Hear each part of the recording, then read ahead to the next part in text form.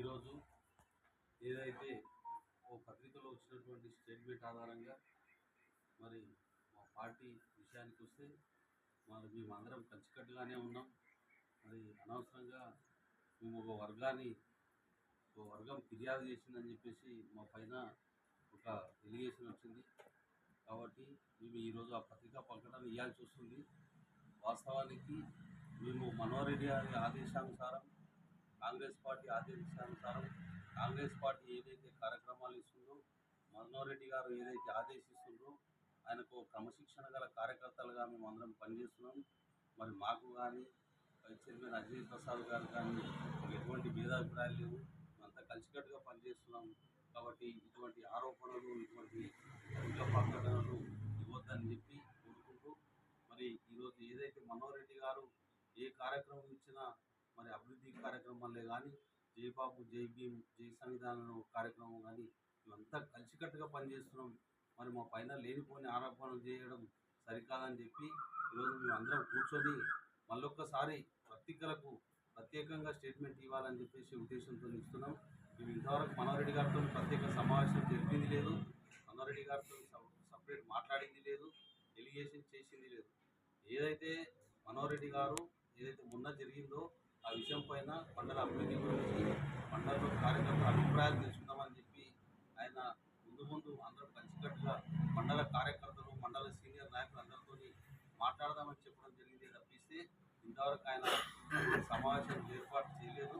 త్వరలో ఆ సమావేశం ఏర్పాటు చేసి అందరితో కలిసికట్టుగా మాట్లాడదామని చెప్పడం జరిగింది. అంతే తప్పిస్తే ఇటువంటి లేనిపోయిన ఆరోపణలు మా పైన చేయకూడదని కోరుకుంటూ ఈ అవకాశం ఇచ్చిన పెద్దలందరికీ తెలుపుతూ ముగిస్తున్నాను.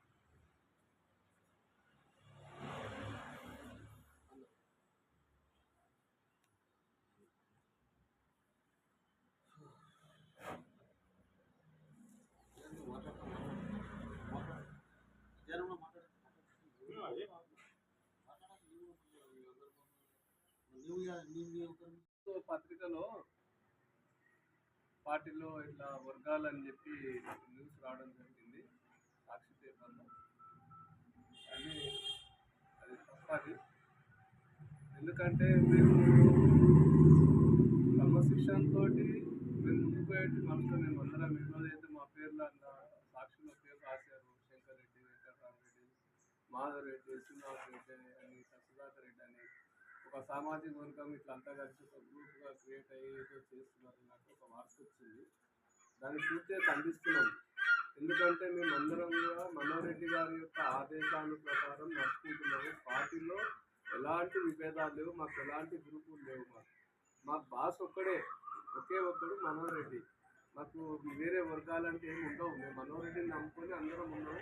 మా పార్టీగా ఒక క్రమశిక్షణతో మేము ముందుకు పోతాం తప్ప మాకు విభేదాలు మాకు ఇట్లా ఉన్నాయి, ఒక మనిషి అట్లా ఒక మనిషి ఉంటా మాకు ఎలాంటి లేవు. మాకు ఎలాంటి తారతమ్యాలు లేవు. మాకు జరిగిన అన్యాయాలు కూడా ఏం లేవు. ఎగ్జాంపుల్ ఏంటంటే బిస్కెట్ విషయం తీసుకొచ్చి మాట్లాడుతున్నారు, మైల్వాస్ బిస్కెట్ విషయం మాట్లాడుతున్నారు. దాంట్లో ఆయన మనస్తాపము కొన్ని విషయాల్లో చెందిండొచ్చు. కానీ తప్పకుండా మాకు నమ్మకం ఉంది, మా ఎమ్మెల్యే గారు తప్పకుండా ఆయన న్యాయం చేస్తారు. మేము అందరం కూడా కలిసికట్టుగా ఇవ్వండి అజయ్ ప్రసాద్ కానీ మేము ఎవరమైనా కూడా అందరం కలిసి మా కార్యకర్తలను మేము కాపాడుకుంటాము. పార్టీని బలోపేతం చేయడానికే ప్రయత్నం చేస్తుంది తప్ప గ్రూప్ లాగా విడిపోయి ఇట్లా పిచ్చి పనులు మాత్రం మేము చేయము. ఈ విషయంగా ఎందుకంటే ఈ న్యూస్ రావడం మాకు చాలా బాధాకరం అనిపిస్తుంది. ఎందుకంటే మేము విశ్వాసంగా పనిచేసే వాళ్ళం తప్ప మాకు ఇవన్నీ వర్గాలు ఇవన్నీ మాకు అలవాట్లేవు. ఆ విధంగా మేము ఎప్పుడు కూడా పోలేదు. మేము ముందు నుంచి కూడా 36 ఏళ్ళ నుంచి రాజకీయాలు చేస్తున్నాం. మేము మా గ్రూప్ అంతా 36 సంవత్సరాలు, నేను 36 సంవత్సరాల నుంచి మేము పనిచేస్తున్నాం రాజకీయాల్లో.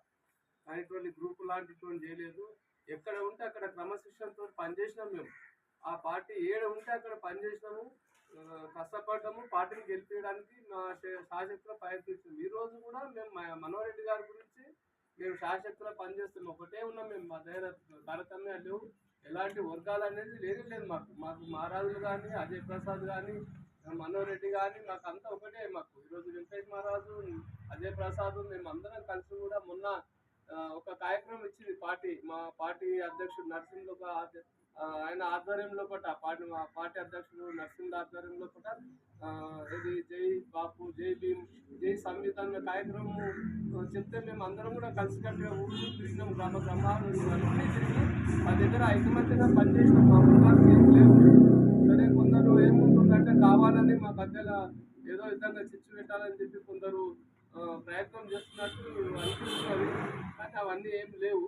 ఈ విధంగా మేము ఖండిస్తున్నాం.